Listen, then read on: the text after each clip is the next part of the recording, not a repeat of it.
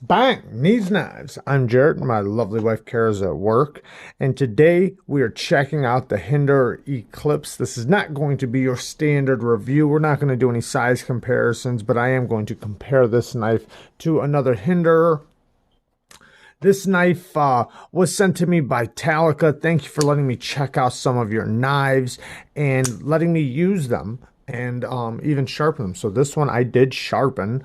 One, because I used, and two, because it needed a new edge, and I did do a video on that. So if you want to check out the sharpening video that I did on this, I'll not only link it down in the description, but I have a whole playlist full of sharpening videos.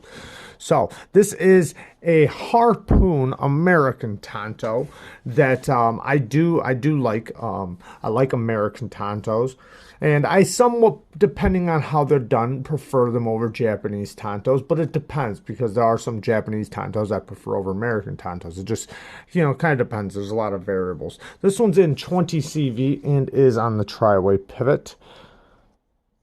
And obviously you can see this one has some upgrades that Talica did to it that look amazing. But also what's unique about this one, or I guess it's not that unique, but this one's running on Teflon. If you don't know, the tri-way pivot gives you the option to run your pivot on Teflon, phosphor bronze, or ceramic bearings, and they send them all with the knife. So if you don't like one, you can just change it whenever you want. This one being on Teflon, we are going to compare to a Hinderer on bearings and see the differences and really talk about it. So we're not going to do any size comparisons. Like I said, this knife's 8 1/4 with a 3.5 inch blade. So let's just get right into it. So this stone washing, I love the stone washing the Hinderer does. It has kind of a concrete look. I really like it. It really holds the scratches back on the blade. This Tanto, this type of Tanto, I do like it. It is a Harpoon Tanto though, so the tip points down a little bit more than a lot of Tantos. A lot of Tantos tend to point up a little bit more, where they're kind of straight from here to here, and then this one kind of points down with the Harpoon, and it does work really well for utility cuts. So I tended to kind of hold it like this and put my finger right behind that Harpoon when I was doing utility cuts, and it worked great.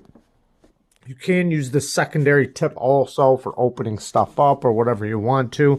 The edge I put on this did come out very well. It's very sticky, and I feel like it's the kind of edge that belongs on this knife. I didn't want to bring it up to a polish or anything like that. This is a very nice working finish, and it came out very nice.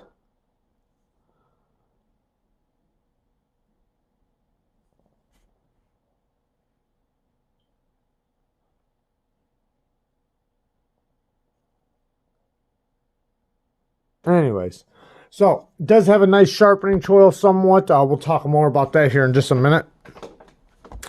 Behind the edge thickness is about 20 thousandths on this flat area, 25 up here. So it's not that it's very thick behind the edge, but it does have a thick blade stock, and it does get thick quick. So it's not going to be your best cutter, but it does cut. It does work. I did, use it, and it absolutely cuts without a problem. But it's not the best cutter because it doesn't have the best blade geometry. They're more set up for harder use. And if you notice, the thumb studs do act as the stop pin, just like the XM18.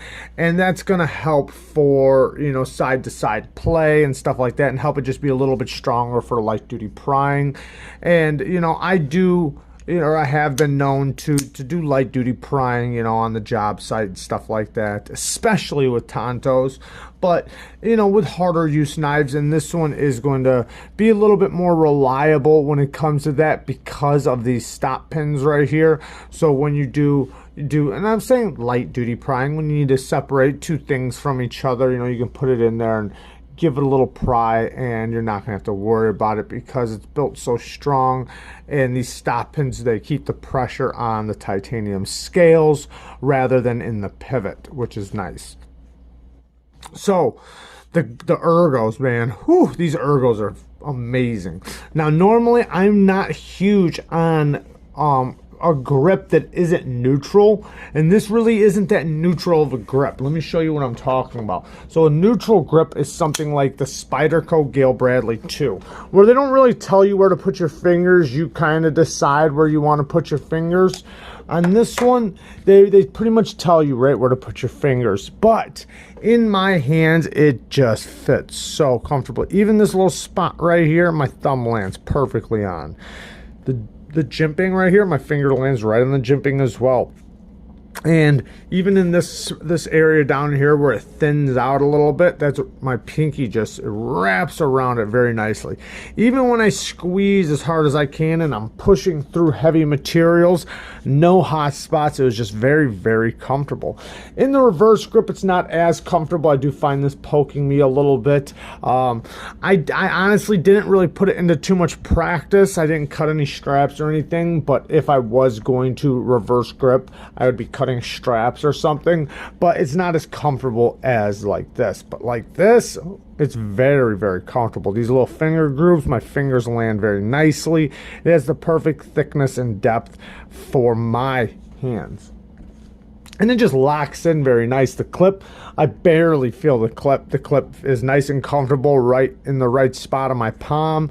And yeah, it just works. And then even though it's, like I said, not neutral, and they kind of tell you where to put your fingers, even when you do turn it and you put it in other ways, it still works very good. Like I was saying, when doing utility cuts, when I kind of hold it like this, it's still very comfortable. So even in other little grips, it's still very comfortable. And obviously you can see the aftermarket parts. They look very beautiful on here. Copper screws are going to be soft, so you want to be careful if you do have copper screws, or if you're thinking about getting copper screws on any one of your Hinderers. Be careful. They're very, very soft and they can strip out very easily. Let's get into this action. So this is different than the XM18. One, it doesn't have, let me just open up a little bit. It doesn't have the jimping right here, so it is a little bit more comfortable of a flipper when you run your finger down right here, and it doesn't feel as pokey. And like if you do the push button, you have a nice place to land on. With the XM18, it puts jimping all over that area right here, so when you do the light switch and you drag your finger down, you're dragging it down the jimping. Now let's talk about the Teflon really quick, and then we'll get into more of the action, particularly on an Eclipse. So the Teflon, it is very reliable still, and I do think that it's, the more you use it on Teflon, the smoother it will get. One, Teflon is a self-lubricating material, so using Teflon, it's self-lubricating. So are ceramic bearings, but not to the extent of Teflon. So, and also Teflon's going to keep your pivot nice and tight from debris getting in there. Bearings, they don't. Debris can get in there because it's bearings, but I don't really have a problem with that. I just blow them out, rinse them out, or take some air and just blow it out. It's not a big deal. Now with this, if gunk does get in your pivot, you possibly have to take it apart. Luckily, it's self-lubricating, so it should pretty much push out materials. Now that doesn't mean you don't have to lubricate your knife. You still have to lubricate it to keep up with it and to stop it from drying out, but it will keep itself lubricated for quite some time, keeping debris out of the pivot. Now the action, it's very, very smooth, like glassy smooth. It's not like the bearings at all. The bearings are more of a rolling feeling, and they're a lot more drop shutty. This isn't really drop shutty, but it's very consistent. It's basically the same tension the whole way, open and closed. Now it is a little less, how can I put this? It's still reliable, so I don't want to say unreliable. It's still very reliable of a flipper, but it's not as powerful. It's a little more lazy. So you'll notice with the XM18 on bearings, it really pops out, and it's a little faster, and then the drop is very smooth, and it basically just falls shut. It's got a little bit more kick to it. Now the Teflon is a little bit lazier. I can easily fail it, but I can also easily, very reliably open it. You do get a little bit more used to them the longer you use it, so you know how much power you got to put into opening it. And with the bearings, you don't have to think about it. It'll open right up with just breaking the detent. And right there, I was being very lazy about it. Now, I can also fail this if I want to without a problem, but it's a little bit harder to fail it than on the Teflon. But like I said, it's very smooth though, in a luxurious kind of way, kind of like wet glass. It's a very glassy feel. And then the bearings are more of a rolling feel. But like I said, still very reliable. Now, which one do I prefer over these two? Now, in this exact area, so like on other knives, I have knives that are on Teflon that I would way more prefer on Teflon than on bearings. But specifically on these two, I like the bearings a little bit better. And yes, this is a little bit more of a tighter feel, so it does feel a little bit stronger. The bearings feel a little looser, and you tend to feel like when something's that smooth or that loose feeling, that it's going to be loose, you know, side to side, and I know it's not. It's not at all. But this does have a little bit more of a tighter feel, if that makes sense. So it'll, you know, probably be a little bit more reliable in dusty or dirtier, you know, areas than the bearings. But I just seem to prefer that type of free-flowing action and that real powerful thwack when I deploy it. Which, you know, with the Teflon, you know, giving enough, you know, power in your flick, you're going to get still a very powerful flip. So I'm not saying it's not powerful, but I do prefer the bearings just a little bit more. I like the Teflon still, but it's just preference. And like I said, in, you know, other areas or possibly even with a different knife, you know, I like the Teflon. And speaking of that, soon we are going to be reviewing the XM18 on Teflon. So let's finish up this. So now, bad things, because there are a lot of great things here, and I do still like this knife on Teflon. So don't get me wrong. I'm not. I don't want anybody to get the wrong impression that I'm saying that it's not good on Teflon. It's very awesome on Teflon. But, and you can easily still reverse flick it. I forgot to say that. So let's just talk about the action really quick. So, or a little bit more about the action. So detent is nice and strong. Lock bar, it's very easy to get to. Very easy to slap shut. One little slap. Detent, like I said, is nice and strong. I do like the access to the lock bar. It's very comfortable to unlock. The detent is a little late when you unlock it, but it's still easy to get past. You just want to hold a little bit lower on the lock bar. If you hold up real high, you'll hit the detent ball, but if you hold a little bit lower on the lock bar, you will bypass it. So, some things I dislike about this knife, because there are so many amazing things about this knife. One, the grind is a little thick, so it's not the best cutter. And the thing is that the more you sharpen this, and should I say the more you use it, the more you use this, the more you're going to have to sharpen it. The more you sharpen it, the thicker it's going to get, the worse it's going to cut. Also, with this choil, you know, you see it's a good choil and it's sharpened up great, but the more you use it, the more you're going to have to sharpen it. And even though it looks like a great choil, I feel like it should be a little bit deeper. And I say that because technically the plunge grind ends right there.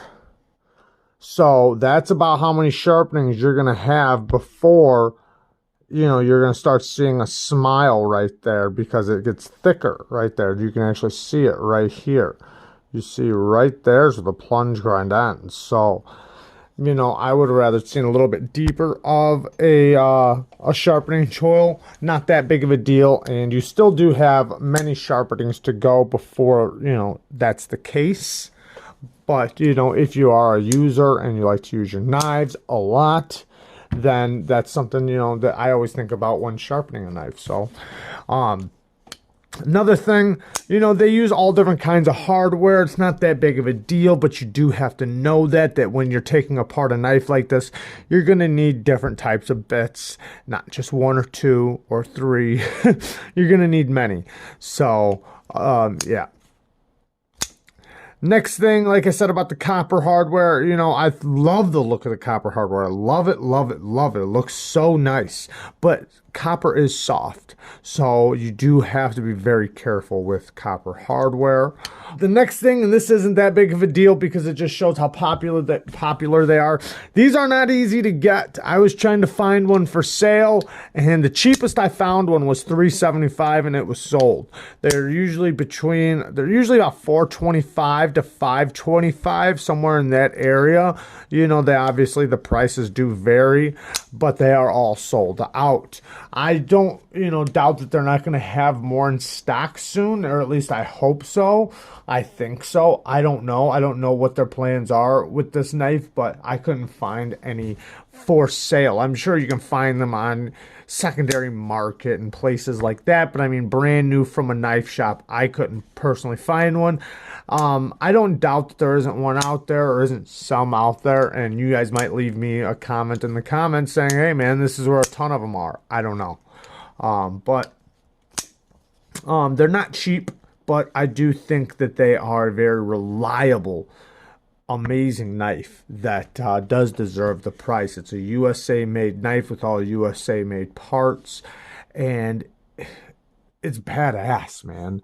The hardware's badass. I love the tank like feeling. I love how much hardware there is. It just makes it feel very reliable and very strong, and it's the type of knife that you feel like that you could use long term and not have to worry about it breaking on you.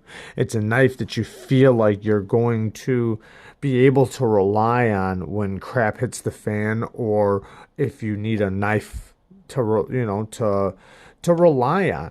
So I like knives like that, and I love how it's like a tool. You know, it's so much tool-like, and those are my favorite kind of knives, are tool knives. And this is absolutely a tool knife. And what I mean by that is just like, look at it. It looks like a tool. It looks like something that's made to be used, and all the screws and hardware and parts. Yeah, I think these things are badass. I do like the action on them too, because they are a little bit more comfortable to flip and flick than the XM18. So yeah, it's pretty badass. Thanks, Talik, for letting me check this thing out. I love all you guys. Peace.